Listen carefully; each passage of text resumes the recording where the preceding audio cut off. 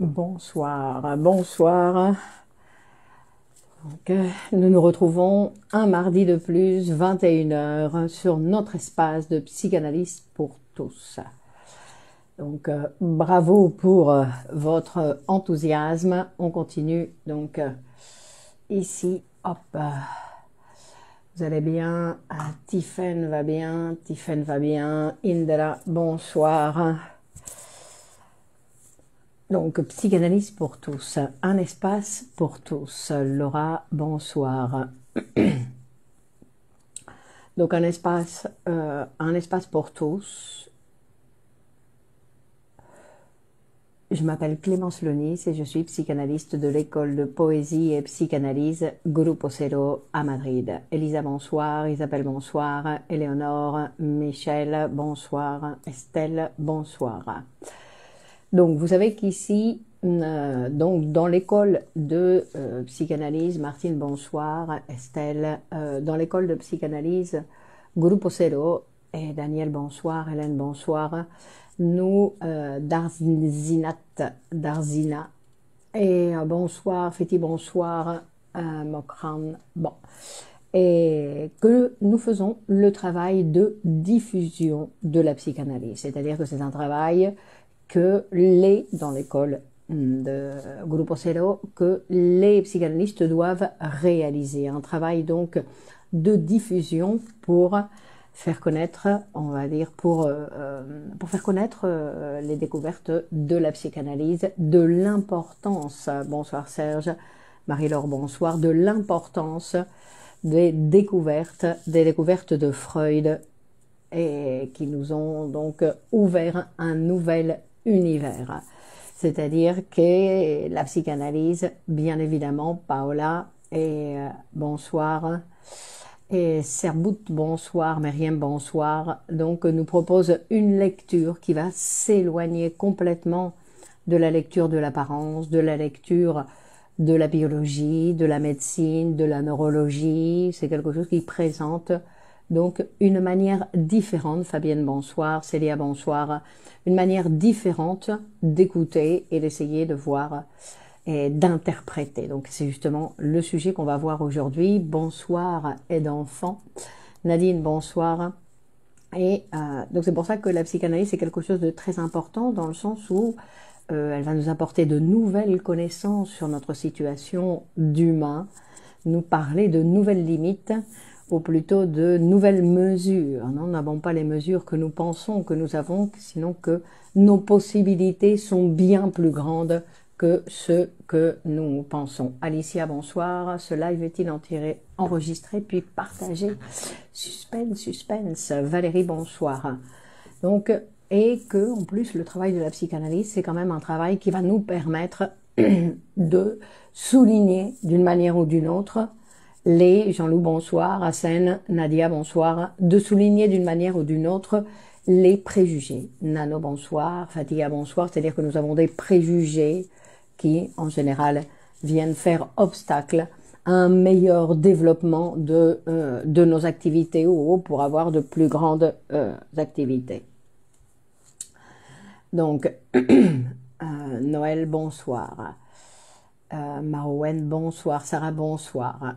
Donc, c'est bientôt la fin de l'année. Nous nous rapprochons de plus en plus de la fin de l'année. Mais je peux déjà donc vous prévenir que l'année prochaine, nous allons continuer avec nos rencontres du mardi à 21 h de psychanalyse pour tous. Donc, nous verrons bien comment nous présenterons la chose. J'espère que j'aurai de nouvelles idées. Sonia, bonsoir. Samy, bonsoir. Pour présenter quelque chose peut-être de différent. Mais nous continuerons à nous rencontrer. Donc, nous sommes 86 déjà à nous retrouver donc sur ce live. Donc, vous voyez, c'est un espace qui nous appartient à tous, où vous pouvez donc intervenir. Vous savez que vous avez la possibilité d'intervenir, de poser vos questions.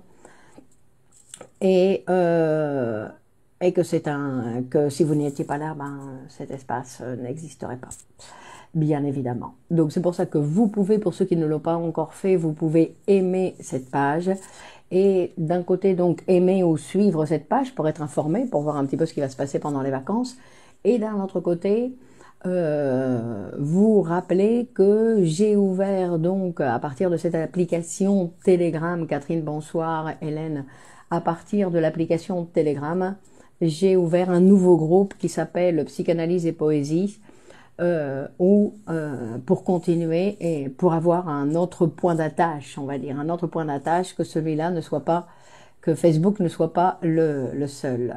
Juline, bonsoir. Donc, aujourd'hui, nous allons continuer à parler de, nous allons parler de cette étape orale. Donc, nous avons Jalila, bonsoir, Nadine, bonsoir, que nous avions commencé il y a 15 jours quand on avait fait référence à l'étape orale. Et cette fois-ci, on va faire référence au trouble de l'alimentation. Le trouble de l'alimentation. Aujourd'hui, nous allons parler de, bonsoir Annie, Hakim, la psychanalyse est de plus en plus perdre sa fiabilité par nos praticiens. C'est lequel autre point d'attache? Donc nous allons parler aujourd'hui, enfin nous allons faire référence un petit peu à ce point de l'anorexie. L'anorexie comme un trouble de l'alimentation. Alors premièrement, on va présenter une idée qui est très importante parce que comme toujours en psychanalyse, le symptôme ne coïncide jamais avec ce qui arrive au patient. D'accord, ça c'est quelque chose d'important. C'est-à-dire qu'on ne se laisse pas prendre par le symptôme, non, la manifestation du symptôme que présente le patient, parce que le symptôme en lui-même, non, on ne sait pas ce que ça veut dire dans le cas de chaque patient. C'est pour ça que le symptôme, ça va être un petit peu ce que le psychanalyste va écouter, ce que le patient va dire, non, dans le sens où le patient va faire référence à sa relation avec son symptôme. Et c'est là que on va pouvoir voir de quoi il s'agit, mais que le symptôme. C'est pour ça que quand on va parler d'anorexie, même quand on parle d'anorexie nerveuse, l'anorexie nerveuse en elle-même n'est pas une maladie, sinon c'est le symptôme de quelque chose d'autre. Hein, parce que le symptôme, c'est donc cet élément, cette manifestation dans la conscience qui en fait fait référence, c'est un indicateur, c'est un signal. C'est-à-dire que l'anorexie, c'est un signal d'alarme de l'existence d'une maladie, d'une véritable maladie qui n'est pas réellement, qui se manifeste par des troubles de l'alimentation, mais en fait, ce n'est pas quelque chose qui est en relation directe, on va dire, avec les aliments, ni avec... bon, c'est ce qu'on va voir un petit peu aujourd'hui. D'accord, c'est-à-dire qu'on ne peut pas réduire l'anorexie à une seule entité clinique. Hein. C'est-à-dire que ça peut être, il va falloir à chaque fois écouter le patient pour voir de quoi il s'agit. Hein. Donc on peut voir, pour parler un petit peu en général, l'anorexie, quand on parle d'anorexie, c'est... j'ai vu que c'était, il y avait sur 10 personnes, il y avait un garçon et 9 filles, donc c'est quelque chose qui touche beaucoup plus les femmes que les hommes, et en plus qui touche principalement les jeunes. Et que comme maintenant le nombre de jeunes hospitalisés pour ce diagnostic, donc à partir de la médecine d'anorexie, a doublé. Donc c'est une maladie qui est très grave, et en plus c'est une maladie qui était grave parce que très souvent ça finit ou par des tentatives de suicide ou directement des jeunes qui arrêtent de s'alimenter, donc qui se laissent mourir. Donc ne pas manger, perdre du poids de façon considérable, on va dire que c'est des manifestations. Alors il faut faire la différence bien évidemment avec d'autres troubles alimentaires où on arrête de manger où il y a d'autres raisons pour la perte de poids qui n'a rien à voir avec l'anorexie. Donc c'est pour ça que, alors ce qu'on va souligner, c'est que dans l'anorexie, le problème, ce n'est pas l'aliment. Hein. Le problème, ce n'est pas l'aliment. C'est plutôt le fait de manger.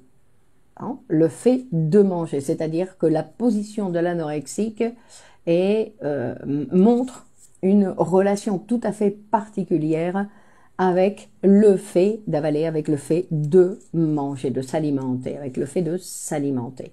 Donc vous vous rappelez que la fois dernière, quand on avait fait référence à l'étape orale, où c'était très intéressant donc de montrer comment dans cette étape orale, il y avait donc par l'intermédiaire de l'alimentation qui a commencé par une nécessité, sur cette nécessité, on va dire c'était installé notre manière de jouir de tout ce qui correspond donc à la pulsion orale, de jouir de l'alimentation et de tout ce qui peut se faire, on va dire, avec la bouche.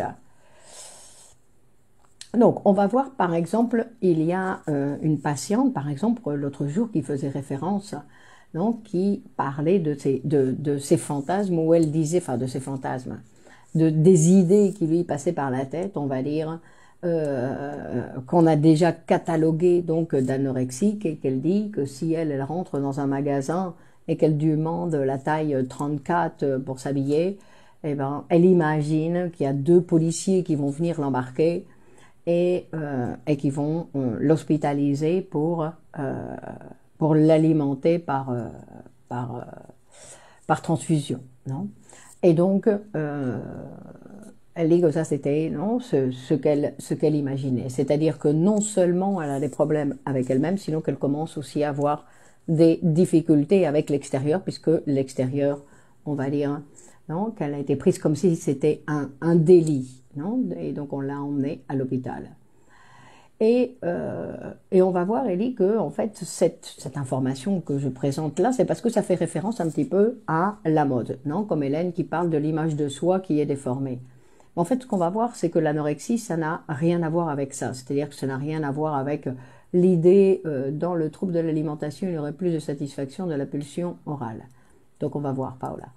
Donc en fait, ce qui se passe, c'est qu'on a tendance à penser que c'est à cause de la mode, qu'aujourd'hui, on considère que les femmes qui sont très très minces, ça a un caractère de beauté, qu'il y a donc et qui serait responsable de la production des anorexiques. Non, alors que ça n'a strictement rien à voir. Que l'anorexie nerveuse existe depuis déjà de nombreuses années avant la mode. Et en plus, il va falloir la distinguer ce qu'on appelle du manque d'appétit. Du manque d'appétit, il y a certaines maladies justement comme je faisais référence auparavant, il y a certaines maladies organiques où il existe donc une manifestation d'un manque d'appétit, mais là il ne s'agit pas d'un manque d'appétit, sinon il s'agit d'autre chose. Sinon, donc c'est pour ça que ça va être important de pouvoir regarder, on va dire, bonsoir Anan, de Toria, bonsoir, d'essayer de regarder le phénomène qui se présente à nous, mais d'une manière différente. Parce que si on continue à croire, comme le dit la télévision, que c'est à cause des modes, que maintenant on va obliger les jeunes à avoir la taille 38 pour pouvoir défiler, ça veut dire que quelqu'un qui a une taille un peu en dessous, non seulement l'anorexique qui se voit déjà mal elle-même parce qu'elle a des difficultés pour vivre, non seulement ça, sinon qu'en plus elle va être mal vue.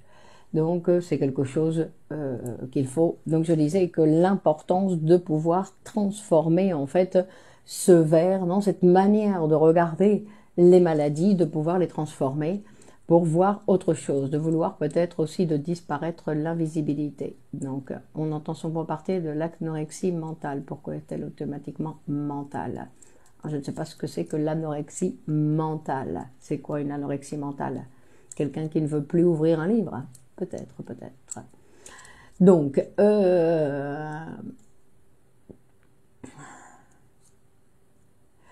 et on va voir qu'en fait, il y a donc différentes dans l'anorexie, ce qu'on va apparemment, ce qui se présente comme anorexie, c'est-à-dire une jeune qui ne veut plus manger, qui s'est détachée de la nourriture et qui maigrit de façon considérable, mais qu'il y a une position psychique, une structure psychique différente, que toutes ne se ressemblent pas. Donc, c'est-à-dire que grâce à l'écoute psychanalytique, on va pouvoir voir qu'en fait, il y a une anorexie hystérique, il y a une anorexie paranoïaque, il y a une anorexie dépressive, par exemple. Donc, comme 3 modèles différents. Alors, comment on va faire la différence entre ces 3, puisqu'en fait, toutes les 3, il n'y en a aucune qui mange. Oui, mais comment elles vont parler chacune de leur relation aux aliments? Comment chacune va faire référence à sa manière de manger et pourquoi elle explique pourquoi elle ne mange pas. Et c'est là où ça devient intéressant parce que on va voir que ce qui décide, c'est une structure psychique. Ce n'est pas une situation ni de mode, ni d'image, sinon c'est une structure psychique. C'est pour ça qu'il n'y a actuellement que la psychanalyse qui peut intervenir sur les structures psychiques, c'est-à-dire offrir, on va dire aux patients, hein, de pouvoir apprendre de nouvelles manières d'être en relation avec soi-même comme avec les autres. Bon, on va voir un petit peu dans le cas de l'anorexie de quoi il s'agit. Donc, par exemple, quand on parle d'une anorexie hystérique, en fait, on va l'écouter parce que la jeune fille, quand on va lui demander, par exemple, pourquoi elle ne mange pas, elle va faire référence, elle va dire « parce que ça me dégoûte, ça me donne envie de vomir », elle va dire l'hystérique. D'accord, donc je crois que dans l'anorexie, il y a une dimension de maîtrise de contrôle de la part du patient. Alors, non, donc c'est-à-dire que dans l'anorexie hystérique, elle est en relation avec l'alimentation en disant que c'est quelque chose qui la dégoûte. Et qui la dégoûte tellement, non, que ça lui donne envie de vomir.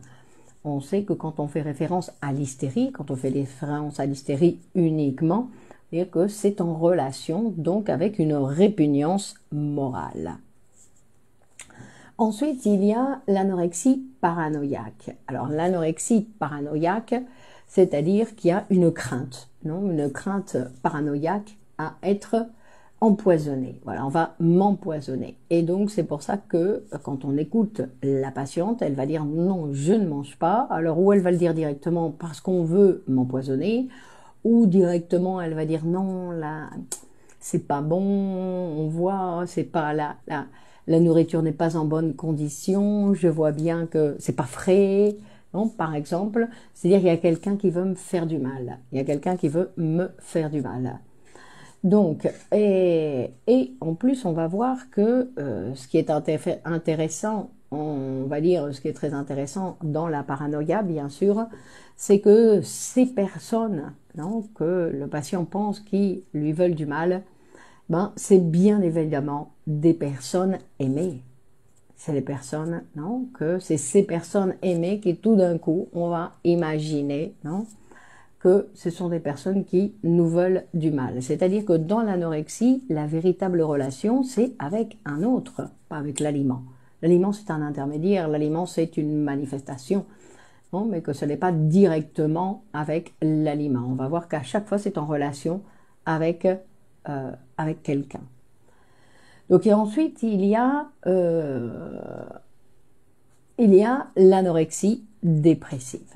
L'anorexie dépressive, où là, il y a un manque d'intérêt. Et comme le dépressif, en général, il y a un manque d'intérêt pour de multiples choses dans sa vie, donc il y a aussi un manque, un refus de manger et boire après avoir vu son père qui me faisait du mal. Donc, non. Non, on va voir que l'anorexie, c'est en relation principalement avec la maman. Elle est présentée sous... Donc, ce qu'on va voir, c'est que donc dans l'anorexie dépressive, ce qui est intéressant, c'est que, on va voir que là, c'est quelqu'un qui dit, j'ai pas envie de manger. Simplement, j'ai pas envie de manger, j'ai perdu le goût à m'alimenter, ça m'intéresse plus, c'est quelque chose. Et donc, ça, c'est une attitude, on va dire, ce sont des phrases qui font référence à une position dépressive. Et qu'en général, on va voir que si on écoute bien ce patient, en fait, on va voir qu'il n'a envie de rien. Et c'est là où ça devient très intéressant. Ça devient très intéressant parce que donc dans le cas du dépressif, non seulement ça lui arrive donc avec l'alimentation, sinon que ça lui arrive avec d'autres actions dans sa vie. Non, Donc, alors il faut préciser que quand on fait référence donc à l'anorexie et à cette situation de la pulsion orale qui ne se satisfait plus directement par l'aliment, donc c'est qu'on va voir qu'il y a une régression de la libido à l'étape orale. Et quand on avait vu, donc la fois dernière, quand on faisait référence à cette étape orale, où on faisait référence à cette partie orale sadique importante. C'est-à-dire qu'il y a une régression à ces étapes, à cette étape-là particulièrement. C'est pour ça qu'on va voir que quand il y a une régression à l'étape orale, alors attention, précisons, et c'est important, c'est-à-dire qu'on ne fait pas référence à que toute la vie du sujet régresse à l'étape orale. Sinon, qu'il y a une partie, il y a dans ce phénomène-là. Mais on va voir que dans ce phénomène-là, il va se voir aussi dans sa relation, dans la relation de l'anorexique avec ses relations sociales. Donc, par exemple, où on va voir que comme elle régresse à l'étape orale, sadique orale, on va voir qu'en fait, ses relations sociales vont aussi être basées sur ces termes de oral sadique. Hein. Donc, rappelez-vous qu'on avait vu que l'enfant, parce que quand on régresse comme ça, c'est comme si on était un petit enfant, hein, qu'on revient avec ces choses infantiles, et où l'enfant, qu'est-ce qu'il fait? Il mange ce qu'il aime.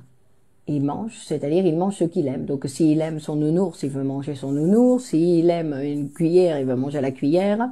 D'accord? C'est-à-dire qu'il met tout dans sa bouche pour le manger. Et que de cette façon-là, il le détruit. D'accord? Donc c'est pour ça qu'on parle d'étape sadique, dans le sens où ce qu'il aime, en fait, il va le détruire. Hein? Donc c'est pour ça qu'on va voir que dans les patients anorexiques, on va voir que très souvent, ce sont des patientes qui aiment de façon très passionnée. C'est de façon très passionnée.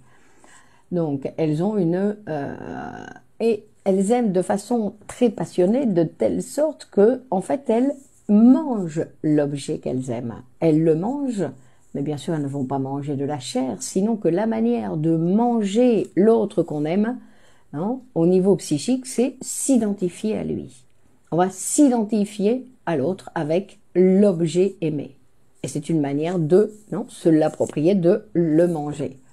Et ensuite, on va, quand l'autre n'est pas tout à fait comme je veux, je vais le vomir.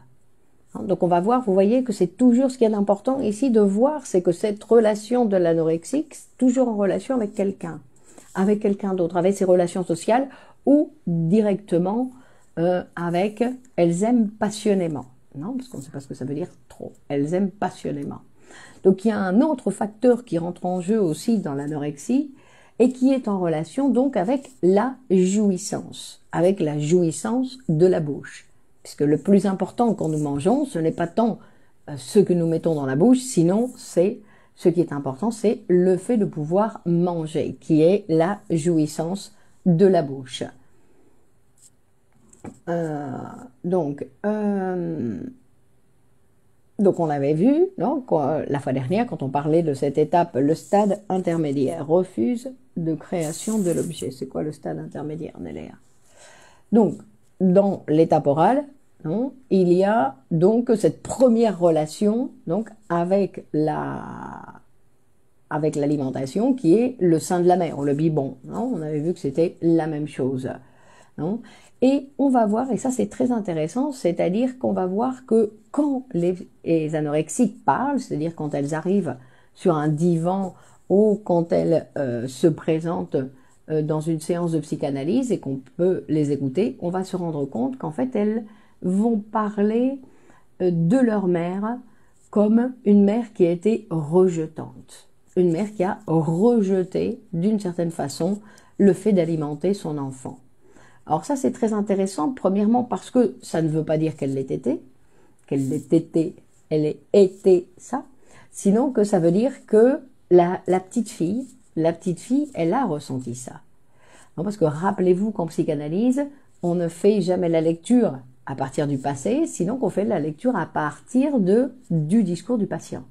Donc, sans discours du patient, on ne peut pas savoir, non, si la mère est rejetante, si, on va dire, c'est à partir de la production du symptôme où on va voir que, effectivement, dans l'anorexie, il y a eu un moment où la jeune fille a senti sa mère qui rejetait le fait de l'alimenter.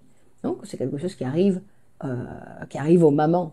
Donc, le fait de travailler et de donner à manger à ses enfants, ben, il y a des jours, c'est le cas pour le garçon. C'est le cas aussi pour le garçon. Mais on va dire qu'en général, c'est quelque chose qui arrive plus chez les petites filles. Chez les petites filles, chez les jeunes, et on dit que maintenant, ça arrive aussi au niveau des adultes. Donc, c'est-à-dire qu'on ne va pas dire que toutes les mères, on ne va pas dire non plus que toutes les mères qui rejettent, elles vont produire des anorexiques. Non, c'est pour ça qu'on va revoir, c'est-à-dire que sinon que c'est à l'inverse. C'est-à-dire que c'est qu'une fois qu'il y a le symptôme, où on peut interpréter qu'il y a eu une mère qui a eu des difficultés pour alimenter son enfant. Non, comme un antécédent, on va dire, un antécédent. Donc c'est pas un problème lié à la mère, non, c'est une interprétation que la jeune fille fait de l'attitude de la mère. Et après c'est une lecture, on va voir, parce que le fait d'être rejetante dans l'alimentation, ça peut être une journée, j'ai autre chose à faire, non, et donc pendant une journée, j'ai mon bébé et j'ai pas, non, par exemple. Ou même après. Attention, ça ne va pas être seulement à ce moment-là. Donc, c'est-à-dire qu'en psychanalyse, on va voir que, rappelons-nous que dans l'être humain, rien n'est instinctif, ni l'alimentation. On ne mange pas par instinct, on mange par pulsion. C'est-à-dire qu'il y a toujours que nous ne mangeons pas comme des animaux, nous mangeons comme des êtres humains, c'est-à-dire avec la pulsion. Et avec la pulsion, c'est pour ça qu'elle a un rythme tout à fait particulier. Il y a des gens qui mangent qui s'alimentent avec presque rien. Il y a des gens qui doivent manger beaucoup. Il y a des gens qui mangent beaucoup qui grossissent pas. Il y a des gens qui mangent presque rien qui grossissent. Donc c'est-à-dire que nous avons tous, non? Pourquoi? Parce que nous mangeons avec la pulsion, non? Donc, mais c'est pas un manque de nourriture, non? C'est un manque d'amour de la mère, exactement. C'est-à-dire que ça c'est vécu pour l'enfant comme un manque d'amour de la mère.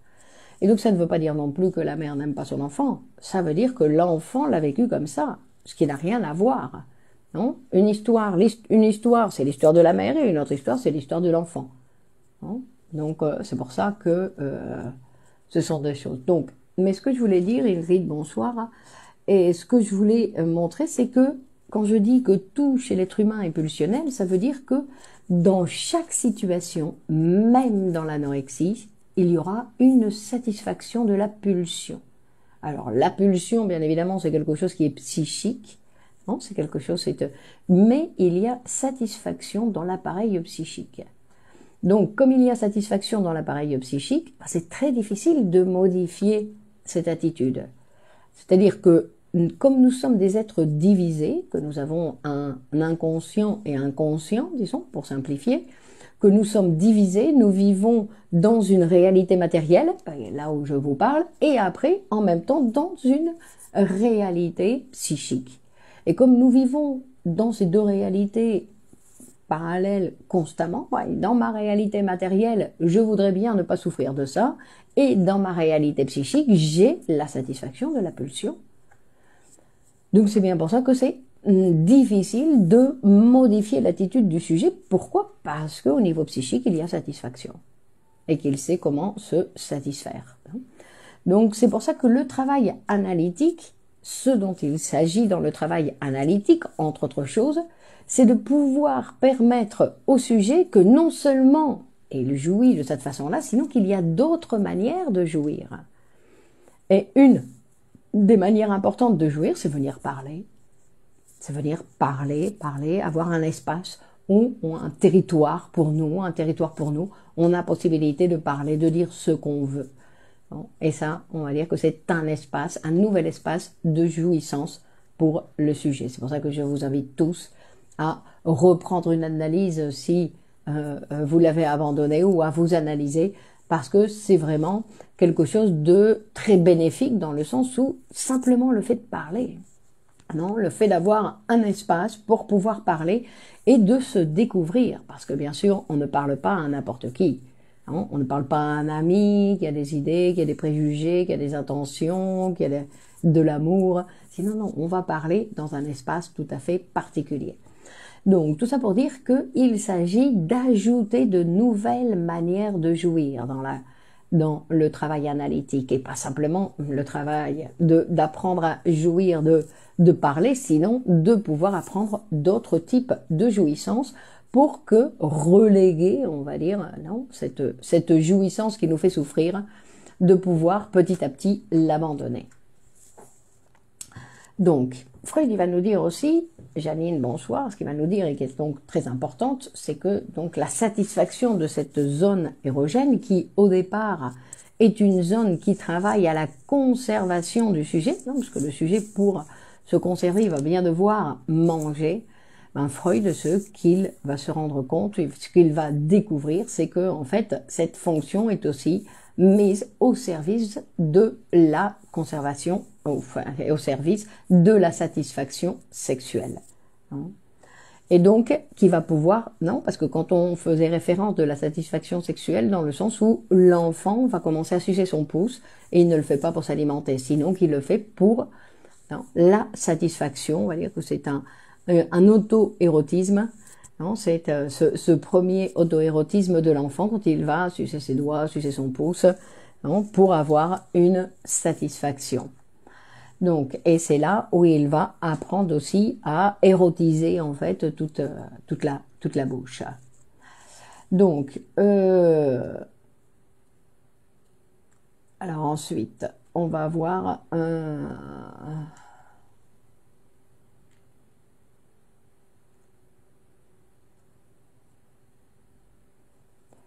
donc on va voir.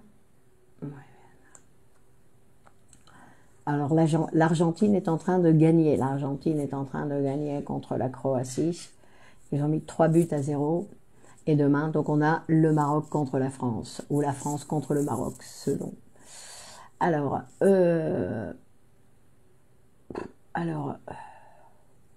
bonsoir Samia. Et donc,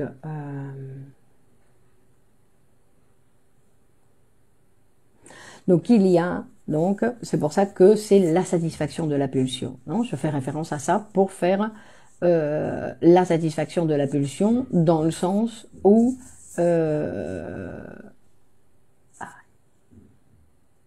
et la satisfaction de la pulsion, donc au niveau sexuel. Linda, bonsoir. Donc, quand on fait référence, quand on dit que le corps, que le corps est imaginaire, on fait référence en fait au fait que la réalité est psychique. Parce que si le corps est imaginaire, ça veut dire que c'est une idée que j'ai de mon corps qui est imaginaire, parce que mon corps, je ne peux pas vraiment le connaître, et que c'est une réalité qui vient et qui est surdéterminée par la position psychique. Non ? Et donc que tout va dépendre de la façon, donc comme on disait auparavant, avec le verbe que je vais utiliser pour le lire. Donc c'est pour ça que il va s'agir de modifier une phrase, de pouvoir modifier une phrase qui marque, on va dire, toute la vie du sujet. D'accord ? Donc ça c'est important, c'est-à-dire que toute la vie du sujet, ou transformer la phrase, par exemple. Il y a des jeunes femmes qui vont dire, par exemple, je suis grosse. Et en fait, qu'est-ce qui se cache derrière cette phrase ? Parce que ce qu'on va devoir faire dans un travail analytique, c'est découvrir ce qui se cache derrière cette phrase. Parce que des fois, on voit bien qu'il y a, par exemple, dans les anorexiques qui disent qu'elle se trouve grosse. Donc, il faut voir de quoi elle parle quand elle parle de ce corps qu'elle voit gros ou qu'elle dise « je suis grosse ». Qu'est-ce qui se cache derrière ? Et on va voir que dans tous les cas, c'est la difficulté du sujet à accepter son désir. C'est-à-dire que je suis grosse, on va dire que derrière la phrase je suis grosse, ça veut dire j'ai peur de mon désir. Je n'accepte pas le fait que je désire. Donc je me cache derrière autre chose, on va dire. Et c'est ça, cette possibilité qu'offre le traitement psychanalytique, C'est-à-dire, c'est la possibilité de transformer cette phrase. Alors, ce n'est pas quelque chose, même si je vous le dis là comme maintenant, ce n'est pas quelque chose qui se fait de but en blanc, sinon que ça va être une construction, quelque chose qui va se construire, donc au fur et à mesure du travail analytique pour que le sujet puisse se rendre compte que ce qui est en jeu, c'est autre chose que l'apparence. Donc, qu'il y a un fantasme, on va dire un fantasme du sujet, non, et qui est à la base et qui l'empêche de pouvoir faire face à toutes les questions de désir derrière une problématique psychique. Oui, mais après, il faut voir de quoi on parle quand on parle de désir. Parce que quand on parle de désir, on ne parle pas de dire « je veux ça » ou « je veux ça ». Non, on parle du désir en fait, qui est le moteur de notre vie. Mais oui, pratiquement derrière les problématiques psychiques, ce qui est en jeu, c'est notre position face au désir. Parce que nous reconnaître comme des sujets désirants, des sujets qui désirent, et peu importe ce qu'ils désirent, puisque on a vu que dans l'impulsion, l'objet, c'est, on va dire, c'est l'élément qui peut être, qui est le plus flexible, qui peut le plus changer. Donc le mouvement pulsionnel, il y a différents éléments qui doivent toujours être là, et l'objet doit toujours être là, mais qu'il s'appelle par un nom ou par un autre nom, ou qu'il s'appelle par un livre ou un autre livre, ou qu'il s'agit d'une chose ou d'une autre, ça n'a pas d'importance. C'est-à-dire que ce qui est important, c'est qu'il y ait un objet. Pourquoi? Pour pouvoir désirer. Pour pouvoir désirer. Et que donc, avoir, et reconnaître, c'est difficile. Non, il faut reconnaître qu'on est des êtres désirants, pas ce qu'on désire. Ce qu'on désire, ça n'a pas d'importance. Alors ce n'est pas que ça n'a pas d'importance, ça a de l'importance pour le sujet, bien évidemment, mais pour le psychique, ça n'a pas d'importance. Ce qui est important, c'est que le sujet reconnaisse que c'est un être désirant, et qu'en plus il a la capacité de désirer n'importe quoi. C'est-à-dire qu'il y en a des gens qui désirent être gros, il y a des gens qui désirent être anorexiques, il y a des gens qui désirent... Mais en fait, pourquoi? Parce que le désir, il n'est pas là où il devrait être. Parce que comme je n'accepte pas mon désir, bah du coup, je transforme, non, je produis des symptômes. Je produis des symptômes parce qu'en fait, je n'accepte pas le fait que je désire et le fait que j'ai la capacité de désirer, on va dire, de désirer différents objets. J'ai la capacité, j'ai la capacité de désirer des choses que je n'aime pas, ou que je dis ne pas aimer, des choses qui sont contre moi, qui sont pas en ma faveur, non? C'est-à-dire que ce n'est pas que je désire simplement ce qui me fait du bien ou ce qui fait du bien aux autres, sinon que justement l'être humain, il a cette difficulté face à ces contradictions, à ces contradictions et à ces désirs de toutes sortes. Alors se reconnaître comme un être humain qui désire, c'est quelque chose qui va nous permettre de vivre bien mieux. Mais pour ça, il faut réaliser bien évidemment un travail, que ce n'est pas quelque chose qui se fait de but en blanc. Sinon il va falloir réaliser un travail. Donc, comme on va dire, et je crois que je vais terminer un petit peu là-dessus, donc le fait, j'accepte mon désir, donc on va dire que c'est l'élément final, non, dans lequel pour vivre conforme avec notre situation, ça va être quelque chose d'important. Donc d'accepter son désir ou d'accepter d'être un être qui désire. Parce qu'en général, on a peur de nos désirs, on a peur de ce qu'on est capable de désirer. Donc, quand on fait référence à cette théorie qu'on appelle la théorie de la multiple détermination, c'est-à-dire que la théorie que vont utiliser peur du désir ou peur du manque. Le manque, ça fait partie, non, c'est un élément de la machine, c'est-à-dire que le manque est obligatoirement là, non, c'est un élément qui va faire partie de la machine. S'il n'y a pas de manque, non, c'est-à-dire qu'il y a une mère phallique et que donc il y a beaucoup de problèmes. Donc le manque est là obligatoirement. Donc il est là pour que la machine tourne. Non, donc et en plus peur du manque, qu'est-ce que ça veut dire? Parce que quand on parle du manque, en fait, de quel manque on parle, Marie-Thérèse? De quel manque on parle? On remarque du manque de cette maman phallique. Mais cette maman phallique, en fait, elle n'a jamais existé, non? Rappelons-le. Donc c'est pour ça que c'est toute une construction du sujet. Donc il a attribué un phallus à la mère. Et on va voir qu'il a attribué un phallus à la mère. Et ça, c'est quelque chose de très intéressant. Pourquoi il a attribué un phallus à la mère? Pour pouvoir lui désattribuer ce phallus. Et donc, du coup, lui, devenir un être mortel. C'est-à-dire que... et donc, un être mortel et un être qui désire. Donc, mais je voulais souligner encore une fois, donc quand on fait référence à cette théorie sur la multiple détermination, donc en psychanalyse, on parle d'un côté de la multiple détermination, c'est-à-dire que je peux expliquer le pourquoi des choses, et on parle de surdétermination en psychanalyse.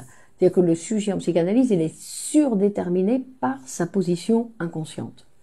Mais dans la vie courante, on fait référence plutôt à la multiple détermination, où on va parler que la situation de l'anorexie, c'est à cause de facteurs sociaux, génétiques, à cause de la famille, à cause de l'environnement, et que c'est tout ça qui provoquerait, on va dire, l'absence du désir. Ça n'existe pas, l'absence de désir. D'accord? Le désir, il est toujours là, sauf qu'il n'est pas là où il faudrait. Non, il est là pour produire le symptôme, par exemple. Non, donc, et donc on va voir que cette manière d'expliquer, en fait, d'expliquer le phénomène de l'anorexie ou de beaucoup d'autres phénomènes, on explique donc en ne faisant référence qu'à l'apparence sur, donc, comme je disais, sur les facteurs sociaux, environnants, le lieu de naissance et tout ça. Et qu'en fait, il s'agit donc d'un sujet comme nous tous ici, où nous sommes tous des sujets surdéterminés par le désir inconscient. Et c'est-à-dire que à chaque fois, ça veut dire que on revient à cette même phrase qui dit, en fait, j'ai peur de mon désir. J'ai peur de ce que je serais capable de faire si je laissais libre mon désir. On va dire d'une certaine façon. Donc, je préfère tout fermer et même de dévier mon désir et de l'envoyer se satisfaire avec d'autres phénomènes, on va dire, qui n'ont plus rien à voir avec la vie, sinon des fois contre la vie. Donc, et quand on dit j'ai peur de mon désir, en fait, c'est ce que les patients disent pratiquement dans toutes les séances, mais d'une façon bien évidemment différente. C'est-à-dire que c'est une façon de résumer, puisque la problématique, en général, non, c'est pas en général, la problématique du sujet, c'est ça, c'est la difficulté d'accepter que son désir, il n'est pas ce qu'il pense, en plus, il n'est pas ce qu'il pense. Et une autre chose qui va être intéressante, c'est que il est beaucoup plus difficile. Alors ça va contrarier certains rationalistes, on va dire, mais que il est beaucoup plus difficile de modifier la réalité matérielle que de modifier le regard sur la réalité matérielle. D'accord? Et ça, c'est ce qui est intéressant. Et en plus, quand on modifie le regard sur la réalité matérielle, en fait, on modifie la réalité matérielle. Parce que du coup, il y a une modification du sujet qui fait que son attitude face à la réalité devient différente. Non? Ne pas désirer, ça n'existe pas. D'accord? Et le contrôle sur soi, ça n'existe pas non plus. Non? L'être humain, il ne peut pas se contrôler. Il peut essayer. Mais, en général, on va voir qu'à chaque fois qu'il essaye de se contrôler, il produit des symptômes. Donc, non. Mais ce qui est intéressant, donc, je répète, ce qui est intéressant, c'est que c'est beaucoup plus facile de modifier le regard que nous avons sur la réalité que de modifier la réalité. Et qu'une fois qu'on a modifié le regard sur la réalité, on se transforme et on peut modifier la réalité. C'est-à-dire que c'est l'instrument. Et pour pouvoir modifier son regard sur la réalité, je veux dire, pas par une apparence, pas par des connaissances au niveau de la conscience, sinon par quelque chose, par une modification de la structure qui nous permet de la fille adoptée qui est anorexique. Il faut l'écouter, il faut écouter. Modifier la représentation. Donc on va modifier la manière de faire la lecture, parce qu'on fait regarder, quand on regarde, on fait une lecture de la réalité. Et en fait, on fait une lecture, alors vous avez des gens qui font une lecture toujours en leur faveur, il y a des gens qui font des lectures toujours contre eux, non? C'est-à-dire qu'ils ont une manière de regarder qui, donc, mais avec, donc on change le verre, on modifie petit à petit la situation, et bien évidemment, ça va permettre, en modifiant, ça va permettre la modification réellement la modification de la réalité. Non, il y a des gens qui ne se sentent pas aimés, par exemple, on ne se sent pas aimé, je ne suis pas aimé, je ne suis pas aimé. Quand ils commencent à voir que si, ils sont aimés, parce qu'il n'y a personne qui n'est pas aimé, il y a une perte de contact avec la réalité.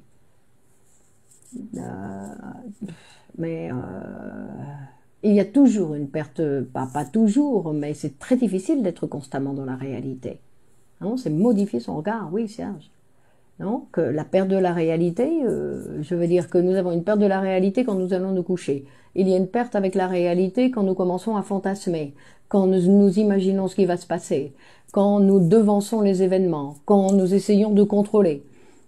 Donc, perte de réalité, non, de contact avec la réalité, ce n'est pas une particularité de l'anorexie, sinon que c'est quelque chose, non, que le sujet en fait utilise à chaque fois que la réalité, il n'arrive pas à se satisfaire dans la réalité, donc il va s'échapper de cette réalité pour régresser. Donc à chaque fois, c'est le système de régression qu'il va utiliser. Non, dans le rêve, il y a un phénomène de régression. Donc on va dire dans les fantasmes, il y a un phénomène de régression qui est mis.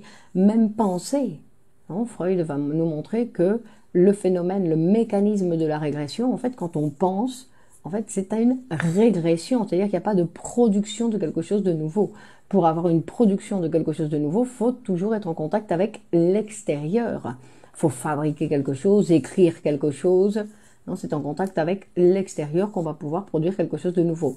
Mais simplement penser, dans la pensée, il y a le mécanisme de régression qui est en jeu. Donc,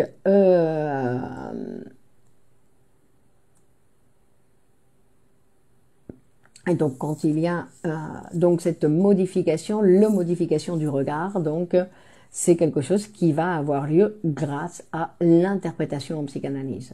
Donc c'est l'interprétation en psychanalyse qui va permettre cette modification du regard, de commencer à regarder la réalité d'une façon différente.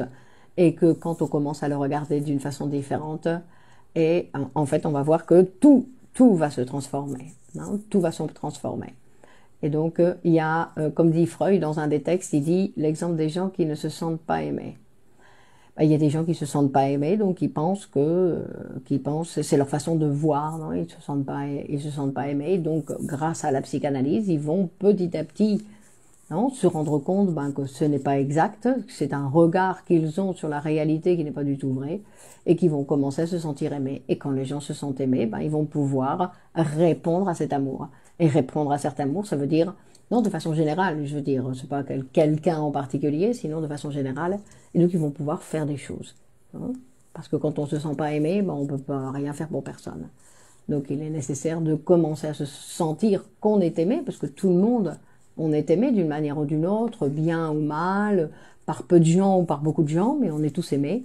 Et donc, il faut pouvoir s'en rendre compte, même si c'est pas exactement l'amour qu'on attend, la manière qu'on attend, changer le verre, vivre poétiquement. Voilà, Fabienne nous ouvre la porte à cette possibilité, exactement. Non, on va voir, par exemple, ça me fait penser au poème de Victor Hugo qui s'appelle L'épopée du verre. L'épopée du verre. Parce que changer le verre, c'est-à-dire, non, parce qu'il y a vivre poétiquement, mais le verre, c'est aussi le verre de terre. Donc, changer le verre de terre, c'est-à-dire changer notre relation aussi avec notre mortalité. Ouais, donc, ça, c'est intéressant aussi. Et c'est-à-dire, c'est ce qui va nous permettre de modifier toute notre relation à la réalité. Hein, à la réalité. Et donc, pouvoir faire une lecture différente sur ce qui se passe. C'est ça qui va être super intéressant. Dès que quand le patient se rend compte que le changement est possible, donc il y a une grande joie donc de la part du patient qu'il va se rendre compte que oui, que le changement est possible. Ne croyez pas qu'il vit de la même façon, avec, mais tout d'un coup, quand il y a un petit changement en plus, non, que le changement est possible. Et il y en a d'autres, non, ça leur fait peur. Donc ils vont se cacher, ils vont abandonner. Non, s'aimer soi-même avant tout. Mais ça n'existe pas de s'aimer soi-même avant tout. Non. Donc, c'est-à-dire qu'on ne peut pas s'aimer sans les autres. Ça veut dire quoi, s'aimer soi-même? Se regarder le nombril et dire « Ah, qu'est-ce qu'il est joli, qu'est-ce qu'il est joli !» Non, c'est parce que les autres regardent notre nombril et on dit « Tiens, ton nombril, il est pas mal. » Donc c'est pour ça qu'on commence à s'aimer. Parce qu'il y a d'autres gens qui vont commencer à s'intéresser à ce qu'on fait. Après, il y a aussi, parce que s'aimer soi-même, c'est faire des choses. C'est faire des choses. Il y a des gens qui veulent être aimés, ils font rien du tout. Alors, ça va être difficile d'être aimé, non, si on fait rien. Il ne savait pas que c'était impossible, alors il l'a fait, par exemple. Hein? Il y a des gens qui aiment bien l'impossible aussi. Hein? Donc ils sont attirés et disent c'est impossible. Ben donc je vais me lancer. Ce sera quoi le thème de mardi prochain? Alors Sonia est toujours très curieuse. Sonia pose beaucoup de questions. Donc bah, nous verrons bien. Nous verrons bien, Sonia. Surprise, surprise. Donc effectivement, donc mardi prochain, ce sera notre dernière rencontre, la communication avec les autres. Apprendre à parler, on va dire apprendre à parler, non? Dont j'ai déjà fait référence de nombreuses fois, c'est-à-dire apprendre à parler avec les autres, apprendre à écouter, que l'autre, ben, il dit ce qu'il dit, et que moi je dis ce que je dis, et que des fois ça n'a rien à voir, et des fois que on a l'impression qu'on se parle, mais en fait on se parle pas, qu'on est chacun dans notre monde. Hein? Donc de pouvoir tolérer que la phrase que l'autre donne et qui n'a rien à voir avec que ce que l'autre dit, ça n'a rien à voir avec ce que moi je comprends. Donc c'est pour ça que, mais ça c'est un apprentissage, parce que si je pense que ce que l'autre dit, c'est ce qu'il dit, c'est de la même façon que moi je le pense, alors là ça va pas, alors que l'autre, ce qu'elle dit, allez savoir. Bah, la dernière rencontre de l'année, Céline, en 2022, notre prochain rendez-vous, ce sera donc le 20 décembre, et ensuite on va prendre des vacances. D'accord? Apprendre à écouter aussi, bah, ça fait partie de ça, non? Apprendre à parler, c'est aussi apprendre à écouter. Donc, avoir un regard poétique de la réalité. Avoir un regard poétique. Mais pour ça, il faut avoir plein de poésie, Sylvie. Et pour avoir plein de poésie, il faut avoir lu de la poésie. Voilà, ma fille, c'est une fille très renfermée. Je ne sais pas comment elle pense ni réfléchit. Eh ben oui, des fois, il y en a qui sont mystérieux, des adolescents mystérieux. Merci, Marie-Thérèse. Donc, on continue mardi prochain. On se retrouve, Céline, mardi prochain à 21h dans ce même espace avec un nouveau sujet. Apprendre à écouter avec vous. Oui, mais moi, c'est facile d'apprendre à m'écouter puisque vous ne pouvez pas parler. Vous ne pouvez pas m'interrompre. Non, donc c'est assez facile, je veux dire. Mais merci beaucoup, donc, et à mardi prochain. Bonne continuation, bonne semaine et à mardi. Très intéressant, Isabelle. Et oui, Hélène, prenez soin de vous. J'ai le plaisir de vous écouter. Très bien. On en revient toujours au fait que chacun, à la carte du monde, ses propres perceptions des choses et respecter le regard. Bah oui, on en revient toujours à ça, mais c'est pas facile. Mais c'est pas facile parce qu'on le sait théoriquement, on le sait intellectuellement, mais dans la pratique, on ne l'applique pas. Donc, c'est-à-dire qu'il faut se modifier, non? Pouvoir se modifier pour pouvoir avoir cette relation avec l'autre qui soit beaucoup plus facile, on va dire. Toujours passionnant. Donc, merci à vous. Rappelez-vous que vous pouvez partager cette vidéo donc sur vos réseaux et on continue mardi prochain à la même heure. Bonne continuation. Au revoir.